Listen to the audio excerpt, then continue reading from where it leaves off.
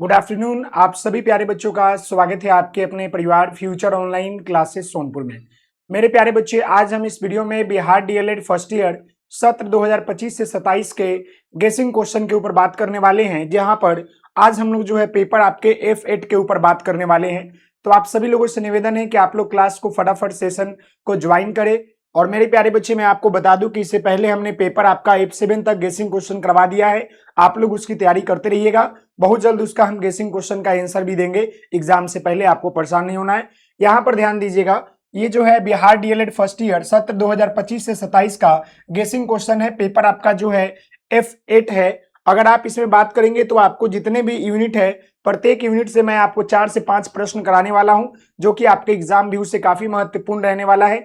अगर आप इस प्रश्न को कर लेते हैं, अगर इसकी तैयारी कर लेते हैं, तो आपका एग्जाम में 90% सवाल आपको यहीं से देखने को मिलेगा। मेरे प्यारे बच्चे, इससे पहले हमने सब कुछ आपको बताया है।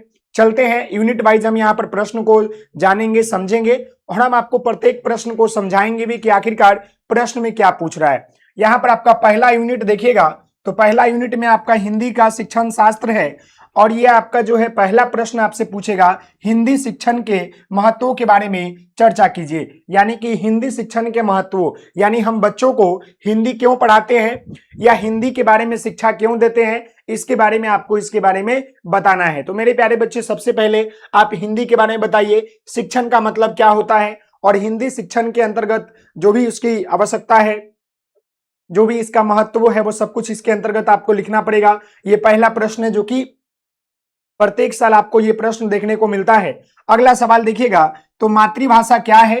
प्रारंभिक शिक्षा में मातृभाषा के महत्वों का वर्णन करें। तो मातृभाषा कहने का मतलब होता है मदर टंग, यानी कहने का मतलब है कि माँ की भाषा। जैसे कि हम सभी लोगों को पता है मेरे प्यारे बच्चे कि मदर टंग जो होता है, बच्चे अपने परिवार में जन्म लेने के बाद वो सबसे ज्यादा माता के साथ समय व्यतीत करते हैं, जिसके बाद वो सबसे पहले अपने माता पिता के भाषा का अनुकरण करके मातृभाषा का विकसित करते हैं। और जब वो विद्यालय आते हैं तो उस मातृभाषा को शिक्षक जो होते हैं आधार बनाकर उन्हें अन्य भाषाओं की तरफ अग्रसर करने का काम करते हैं। तो मेरे प्यारे बच्चे, ये जो मातृभाषा है, ये कहने का मतलब होता है मदर टंग। प्राथमिक शिक्षा में मातृभाषा के महत्व का वर्णन करें। प्राथमिक शिक्षा में मातृभाषा का महत्व का वर्णन यह है कि जब भी बच्चे शुरुआती अवस्था में घर से विद्यालय आते हैं तो टीचर जो होते हैं उनकी मातृभाषा को आधार बनाकर उन्हें सभी विषय के बारे में पढ़ाना शुरू करते हैं और उन्हें अन्य भाषाओं की तरफ, चाहे वो हिंदी हो चाहे अंग्रेजी हो, अग्रसर करते हैं। तो मातृभाषा जो होता है बच्चों के विकास में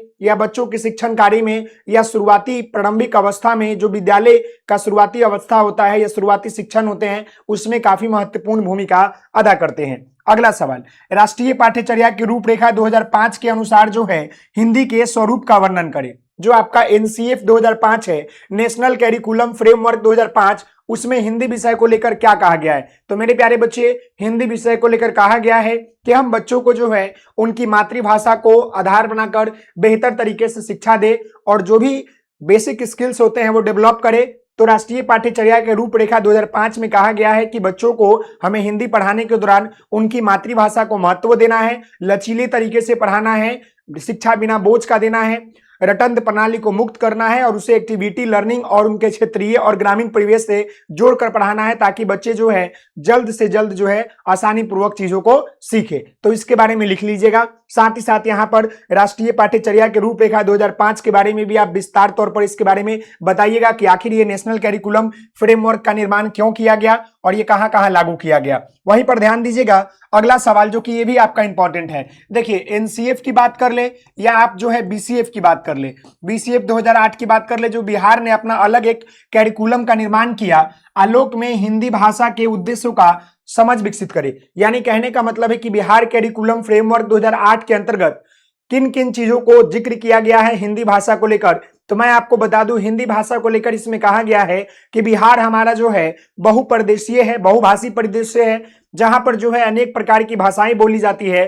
तो हमें इस चीज का ध्यान देना है कि हम बच्चों को जो है उनके क्षेत्रीय भाषा, मातृभाषा और उनके जो ग्रामीण परिवेश का जो इलाका का भाषा है, जो उनका परिवेश का भाषा है, उसको आधार बनाकर हम लोग शिक्षा देने का काम करें, ताकि बिहार के बच्चे जो है आसानी पूर्वक से हिंदी भाषा की तरफ अग्रसर हो सके, हिंदी भाषा को समझ सके और अपने मातृभाषा के साथ जुड़े रहे। तो ये इसमें आपको कहा गया है। और लचीला कहा गया है, आसानी पूर्वक एक्टिविटी बेस्ड लर्निंग, साथ ही साथ जो है ग्रामीण परिवेश और क्षेत्रीय भाषाओं का महत्व दिया गया है और मातृभाषाओं को भी महत्व दिया गया है। तो ये 4 प्रश्न आपका यूनिट 1 से है, जहां से आपको 2 से 3 सवाल देखने को मिलेगा ही मिलेगा। समझ गए मेरे प्यारे बच्चे? अब हम लोग जो है यूनिट 2 की बात करते हैं। अब हम लोग जो है यूनिट 2 की बात करेंगे।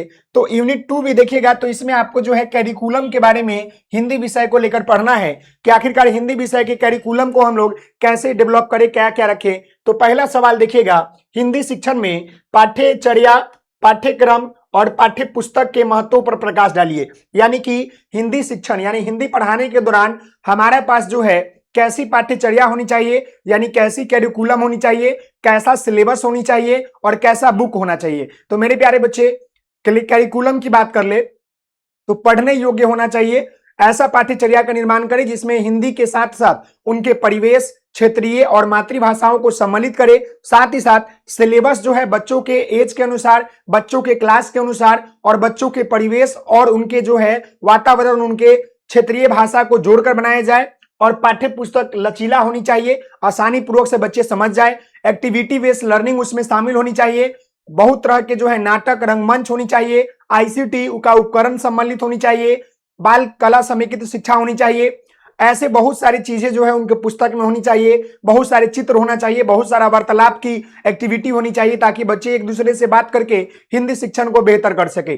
तो हिंदी शिक्षण में पाठ्यचर्या, पाठ्यक्रम और पाठ्य पुस्तक पर प्रकाश डालने का महत्व है कि ये जो आपका कैरिकुलम, सिलेबस और बुक जो है बहुत ही लचीला, चित्रांकन उनके परिवेश से जुड़ा होना चाहिए, मातृभाषा से जुड़ा होना चाहिए और लचीला होना चाहिए, ताकि बच्चे आसानी पूर्वक से जो है उन चीजों को क्या कर सके, सीख सके। क्लियर है? जी हाँ। अगला सवाल देखिएगा, पाठ्यचर्या, पाठ्यक्रम और पाठ्य पुस्तकों को स्पष्ट करें। ये तीनों को डिफाइन करना है। कभी कभी सवाल आपसे ये भी पूछता है कि कैरिकुलम क्या होता है। पाठ्य प्लस चर्या, पढ़ने योग्य चर्या का निर्माण करना, जिसमें बालक के संपूर्ण चीजों का जिक्र किया जाता है। साल के अंतर्गत आपको क्या क्या करना है, सभी एक्टिविटी, सभी सिलेबस उसमें शामिल होती है।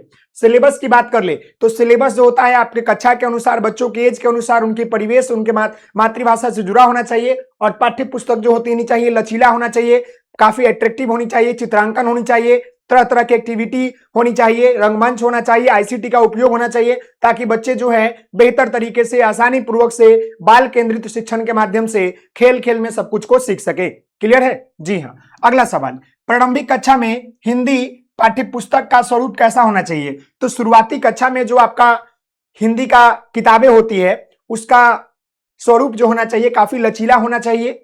परिवेश देखिए सबका लगभग आंसर सेम होगा, बस लिखने का अंतर है।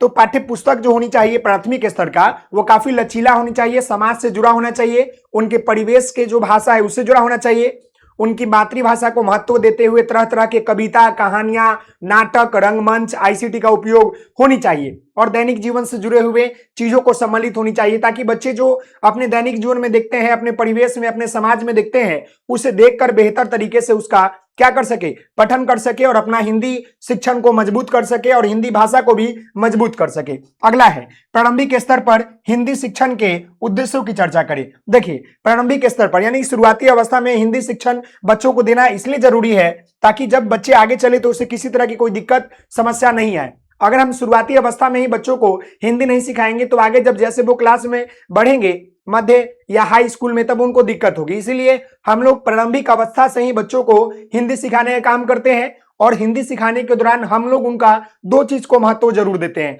पहला उनकी मातृभाषा को, दूसरा उनकी क्षेत्रीय भाषा को। हम जो भी चीजें पढ़ाते हैं उनकी मातृभाषा, क्षेत्रीय भाषा को सम्मिलित करके पढ़ाते हैं, ताकि बच्चे डेली लाइफ में उन चीजों को देखते हैं, सुनते हैं, तो जब क्लासरूम में पढ़ाया जाएगा तो बच्चे आसानी पूर्वक से समझेंगे, जानेंगे। और हम उनका परिवेश और वातावरण से जुड़े हुए तथ्यों को भी सामने रखते हैं, ताकि बच्चे उसे डेली लाइफ में अपना देखते हैं अगल बगल में, तो उसका प्रयोग करके हम बच्चों को बेहतर तरीके से शिक्षा देते हैं। तो ये आपका यूनिट 2 का सवाल नंबर 4 था, जो कि आपके एग्जाम के लिए काफी महत्वपूर्ण है। ज्यादा प्रश्न मैं नहीं करा रहा हूं, बस केवल 4 से 5 प्रश्न ही आपको देखने को मिलेगा। समझ गए? प्रत्येक यूनिट से। अब हम लोग जो है इस यूनिट के तीसरे यूनिट की बात करेंगे। तीसरा यूनिट में आपका पहला सवाल है, सुनने और बोलने से क्या अभिप्राय है भाषा शिक्षण में, सुनने और बोलने के महत्वों की चर्चा करें। देखिए, हमने आपको पढ़ाया है कि किसी भी भाषा को अगर हमें सीखना है तो हमें किसी भी लैंग्वेज को 4 बेसिक स्किल्स की आवश्यकता पड़ती है, और ये 4 बेसिक स्किल्स बहुत जरूरी है, जिसको हम लोग क्या बोलते हैं, सुबोपाली। सुबोपाली। देखिए, जब तक बच्चा जो है बेहतर तरीके से नहीं सुनेगा तब तक वो बोलेगा नहीं, और जब तक सुनेगा नहीं, जब तक बोलेगा नहीं, जब तक वो पढ़ेगा नहीं, जब तक लिखेगा नहीं। ये क्या होता है, 4 बेसिक स्किल्स होते हैं। आपका ये 4 बेसिक स्किल्स होता है किसी भी लैंग्वेज को सीखने के लिए। तो एक बात आप ध्यान लीजिएगा कि सुनने और बोलने से अभिप्राय ये है कि किसी चीज को, किसी तथ्य को गहन तरीके से सुनना, उसको बोलने का प्रयास करना, साथ ही साथ जब आप उसको सुनिएगा, बोलिएगा, तब वो पढ़ने आ जाएगा, लिखने आ जाएगा, जिससे आपका हिंदी शिक्षण बेहतर हो जाएगा। साथ ही साथ मेरे प्यारे बच्चे, यहाँ पर लिखा गया है आपका जो है भाषा शिक्षण में सुनने और बोलने का महत्व क्या है। तो भाषा शिक्षण की बात कर ले, यानी भाषा सीखने के दौरान सुनने और बोलने का महत्व जो है काफी महत्वपूर्ण है, क्योंकि जब तक हम किसी चीज को ध्यानपूर्वक से नहीं सुनेंगे तब तक हम उसको जान नहीं पाएंगे। जब तक हम नहीं सुनेंगे तो उसे बोल नहीं पाएंगे, और जब तक बोलेंगे नहीं तो पढ़ नहीं पाएंगे, और जब तक पढ़ेंगे नहीं जब तक लिख नहीं पाएंगे। तो कहने का मतलब है कि हमारे भाषा शिक्षण के अंतर्गत ये जो लैंग्वेज के 4 बेसिक स्किल्स होते हैं, इसको गहन अध्ययन करना अति आवश्यक है, तभी जाकर हमारा हिंदी शिक्षण या हिंदी भाषा का जो विकास है वह बेहतर तरीके से होगा। क्लियर है। अगला देखिएगा, श्रवण कौशल अथवा पठन कौशल से आप क्या समझते हैं। श्रवण कौशल कहने का मतलब है सुनने का योग। अगर आपका ध्यान जो है अच्छा तरीके से लगाते हैं तो आपका श्रवण कौशल बेहतर होगा, और जब आपका श्रवण कौशल बेहतर हो जाएगा तो आपका पठन कौशल भी बेहतर हो जाएगा। श्रवण कौशल कहने का मतलब होता है सुनने की क्षमता, सुनने की क्षमता या दक्षता। पठन कौशल यानी कि पढ़ने की क्षमता या दक्षता, ये दोनों जो होता है भाषा शिक्षण या हिंदी शिक्षण में काफी महत्वपूर्ण भूमिका अदा करते हैं। जब तक आप गहन तरीके से नहीं सुनिएगा, तब तक आप गहन तरीके से नहीं बोलिएगा, तब तक आप गहन तरीके से नहीं आप जो है उसे पढ़ सकते हैं, लिख सकते हैं। तो श्रवण और पठन कौशल बहुत ही महत्वपूर्ण है किसी भी भाषा शिक्षण को लेकर या किसी भी विषय को अध्ययन को लेकर। क्लियर है। जी हाँ। अगला सवाल, हिंदी भाषा शिक्षण में क्षेत्रीय बोलियों की भूमिका पर चर्चा कीजिए। देखिए, हिंदी भाषा शिक्षण में क्षेत्रीय बोली का महत्व जो है काफी ज्यादा है, क्योंकि जब बच्चे जन्म लेते हैं तो सर्वप्रथम अपने माता के साथ ज्यादा समय व्यतीत करते हैं, जिसके बाद उनका मातृ विकास जो होता है, मातृभाषा का विकास बेहतर तरीके से होता है। जब उनका मातृभाषा का विकास बेहतर तरीके से हो जाता है तब वो क्या करते हैं कि वह जो है अपने क्षेत्र में रहना, यानी कि अगर अपने आस पड़ोस के जो भाषा होते हैं उसको सीखते हैं। तो जब बच्चे विद्यालय आते हैं तो उनके पास 2 ही लैंग्वेज होता है, एक उनका मातृभाषा और दूसरा उनका क्षेत्रीय भाषा जो उनके अगल बगल घर के पास बोले जाते हैं। तो एक टीचर या जो भी विषय वस्तु के ज्ञानदाता होते हैं उनका यह कर्तव्य बनता है कि हम बच्चों के क्षेत्रीय भाषा या बच्चों की मातृभाषा का महत्व जो है समझे, उसे लागू करें विद्यालय में, और उसे विषय वस्तु पर भी लागू करके उन्हें अग्रसर करे उस विषय को सीखने के लिए। कोई भी बच्चा जो है जन्मजात नहीं सीखता है, उसे सीखने के लिए समय लगता है, और उनकी भाषा जो भी होती है उसको आधार बनाकर जब आप पढ़ाइएगा, चाहे वो क्षेत्रीय भाषा हो, चाहे उनका आपका जो है क्षेत्रीय भाषा हो या मातृभाषा हो, तो दोनों भाषाओं को जब तक आप उसको आधार नहीं बनाइएगा, बेस नहीं बनाइएगा, तब तक बच्चे नहीं सीखेंगे। क्योंकि बच्चे डेली लाइफ में उन्हीं 2 भाषाओं को वो ज्यादा सुनते हैं, समझते हैं, जानते हैं। तो जब आप उन भाषाओं का प्रयोग करके बच्चों को पढ़ाएंगे तो बच्चे जो है आसानी पूर्वक से चीजों को सीखेंगे, जानेंगे। तो हमारा कर्तव्य यह हमेशा रहना चाहिए कि हम बच्चों को मातृभाषा और क्षेत्रीय भाषा पर जोर दें और उन्हें बेहतर तरीके से सिखाने का काम करें। अगला सवाल यहाँ पर आपका चौथा नंबर है, हिंदी भाषा सीखने के संकेतकों की चर्चा करें। देखिए, हिंदी भाषा सीखने के संकेतक की बात कर ले तो जब बच्चे हिंदी का सही प्रयोग करने लगते हैं, उसका अपने जीवन में, उसका अपने क्लासरूम में जब बच्चे सीखने लगते हैं सही तरीके से उच्चारण, यानी कह सकते हैं कि शुद्ध बोलना, शुद्ध पढ़ना और शुद्ध लिखना आ जाए, तो समझिए कि बच्चों के अंतर्गत क्या है, हिंदी शिक्षण का संकेत आ चुका है सीखने का। और जो उनका 4 बेसिक स्किल्स होता है उसके ऊपर भी बच्चों को ध्यान देना चाहिए या टीचर को भी ध्यान देना चाहिए कि हम बच्चों को किसी भी भाषा के बारे में अगर जानकारी दे रहे हैं तो जो 4 बेसिक यानी मुख्य कौशल आवश्यकता होती है, चाहे सुनना, बोलना, पढ़ना, लिखना, उसको भी डेवलप करें। अगला है, बिहार की प्रमुख क्षेत्रीय भाषाओं के बारे में संक्षिप्त लिखिए। अब ये सवाल आपका नॉर्मल है तो आप लिख सकते हैं, बिहार के जो क्षेत्रीय भाषाएं आपको मालूम है, भोजपुरी है, मगही है, संथाली है, मैथिली है, बांग्ला है, उर्दू है, इस तरह लिखकर उसके बारे में मतलब बता दीजिएगा। कि लोग जो होते हैं इन क्षेत्रों में ये भाषा का प्रयोग करते हैं। भोजपुर की बात कर ले, छपरा की बात कर ले, वैशाली में अलग आ जाता है, मगही, मधुबनी सब में अलग आ जाता है, समझ गए। तो ये सब आपको यहाँ पर लिखना है, उसके बारे में संक्षिप्त आपको समझाना है। अब यहाँ पर आपका यूनिट 4 है, जहां से आपको 3 सवाल मैंने बताऊंगा जो कि आपके एग्जाम के लिए काफी महत्वपूर्ण रहने वाला है। पहला सवाल, पढ़ने का अर्थ स्पष्ट करे। शुरुआती पढ़ना क्या है? शुरुआती पढ़ने की चरणबद्ध प्रक्रिया की समझ विकसित करें। देखिए, शुरुआती पढ़ना क्या होता है? पढ़ने का अर्थ होता है किसी चीज का अध्ययन करना, उसके बारे में जानने का प्रयास करना। शुरुआती पढ़ना जब बच्चे अपने घर पर रहते हैं तो वो धीरे धीरे शुरू करते हैं। शुरुआती पढ़ना जो होता है काफी मतलब कंजुकेटिव होता है, काफी जो है कठिन होता है, क्योंकि बच्चे जब शुरू में पढ़ते हैं तो उसमें कई प्रकार की समस्याएं आती है। उनको अक्षर पहचानने में दिक्कत आती है, उनको मात्रा पहचानने में दिक्कत होता है, उनको व्याकरण की जानकारी नहीं होता है, वो शुद्ध नहीं पढ़ पाते हैं। तो जो शुरुआती पढ़ना होता है उसमें चरणबद्ध प्रक्रिया ये है कि सबसे पहले आप बच्चों को ध्वनि के बारे में बताइए,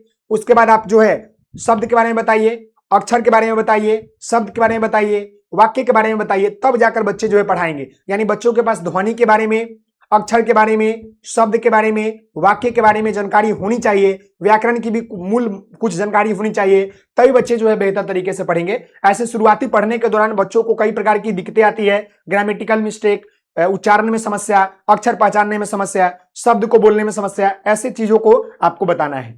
आगे देखिएगा स्किप रीडिंग और स्कैन रीडिंग से आप क्या समझते हैं? काफी इंपॉर्टेंट प्रश्न है। देखिए, स्किप रीडिंग कहना का मतलब होता है छोड़कर पढ़ना। यानी हम लोग जब पेपर पढ़ते हैं तो पेपर को पूरी तरीके से नहीं पढ़ते हैं, मेन हेडिंग को पढ़ते हुए आगे बढ़ जाते हैं, वो होता है आपका skip reading. Skip reading. Scan reading कहने का मतलब होता है कि जब हम गहन तरीके से पढ़ते हैं। स्किप रीडिंग और स्कैन रीडिंग कहने का मतलब होता है कि एक में हम लोग गहन तरीके से पढ़ते हैं और एक में हम लोग जो है ऊपर ऊपर पढ़कर निकल जाते हैं। ये जो होता है पढ़ने के प्रकार होते हैं। आप इसको जो है एक बोलते हैं स्किप, स्कैनिंग और स्किनिंग। स्कैनिंग यानी कि तेजी से पढ़ना और स्किनिंग यानी कि गहन तरीके से पढ़ना, उसको जांचना परखना कि आखिर हम क्यों पढ़ रहे हैं, इस पढ़ने का उद्देश्य क्या है, इसकी क्षमता क्या है। अगला सवाल, बाल साहित्य से आप क्या समझते हैं? पढ़ना लिखना सीखने बाल साहित्य की भूमिका अथवा महत्व का उल्लेख करें। देखिए, बाल साहित्य जो होता है एक पुस्तक होता है। बच्चों को एक छोटी सी पुस्तक दी जाती है बाल साहित्य के नाम से, जिसमें बालक के संपूर्ण चीजों के विकास के बारे में दी होती है, जिसमें आपको हिंदी इंग्लिश सब दिया रहता है। उस साहित्य में क्या होता है? तरह तरह की कहानियां होती है, तरह तरह की कविता होती है, तरह तरह का चित्र होता है, मनोरंजन होता है, जिसके माध्यम से बच्चे जो होते हैं खेल खेल में उस बाल साहित्य का प्रयोग करके अच्छे तरीके से अन्य विषयों के बारे में, हिंदी विषयों के बारे में, भाषा के बारे में सीख पाते हैं, जान पाते हैं। और इसका महत्व ये है कि बच्चे जो होते हैं खेल खेल में आनंद पूर्वक तरीके से, रुचिपूर्वक तरीके से बाल साहित्य की मदद से बच्चे सीखते हैं और बेहतर करते हैं। तो मेरे प्यारे बच्चे, ये जो आपका पेपर था, ये आपका पेपर मेरे प्यारे बच्चे F8 था, जहां पर हमने आपको टोटल 4 यूनिट से महत्वपूर्ण सवाल कराए हैं। टोटल देखा जाए तो आपका 15 से 20 क्वेश्चन के आसपास है। आप इतना क्वेश्चन को रीड कर लीजिए। मैं दावे के साथ कहता हूं 90% सवाल आपको यहीं से लड़ेंगे। आशा करते हैं कि आपको ये वीडियो पसंद आई होगी, तो प्लीज आप इस वीडियो को लाइक शेयर एंड सब्सक्राइब भी करेंगे। मिलते हैं नेक्स्ट वीडियो में, तब तक के लिए धन्यवाद। जय हिंद, जय भारत। आप सभी लोग हंसते रहिए, मुस्कुराते रहिए, पढ़ाई करते रहिए। धन्यवाद।